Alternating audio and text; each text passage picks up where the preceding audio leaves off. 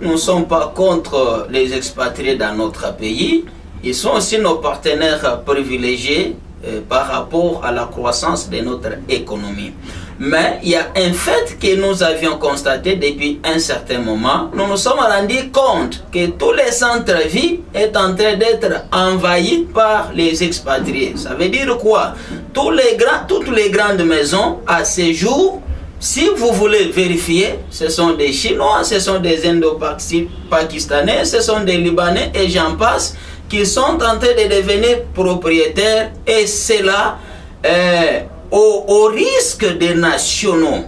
Donc la conséquence en est que au bout de 10 ans, au bout de 5 ans, nous aurons affaire à une ville de Lubumbashi, précisément le centre-ville, qui va appartenir exclusivement aux expatriés. Et les nationaux vont se retrouver locataires. Ce qui fera que nous sommes en train d'être menacés sur notre sol congolais.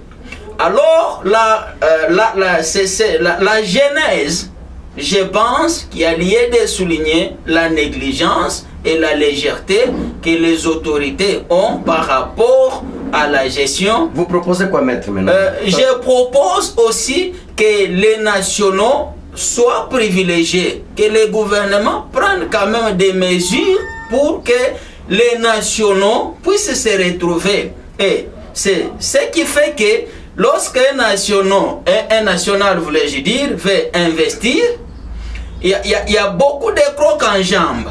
Mais si c'est un expatrié qui vient pour investir, il a un laisser-aller, il a la facilité, ce qui fait que les nationaux sont en train de s'appauvrir davantage au bénéfice des expatriés. Donc à ce jour, il faudra que les gouvernements prennent des mesures utiles pour sauvegarder quand même la vie de Lubumbashi. Sinon, nous risquons un jour de nous retrouver, nous sommes tous des locataires des Chinois. Et lorsque vous êtes locataire, rassurez-vous que vous vivez selon son gré. Demain, le lendemain, il va vous faire partir et nous allons souffrir. La population peut retourner au chômage, la crise peut encore s'accentuer davantage. Donc c'est pour cette raison que nous demandons au pouvoir public de mettre quand même en place un certain dispositif, ne fût-ce que pour sauvegarder et quand même encourager les nationaux à bien évoluer dans l'activité économique.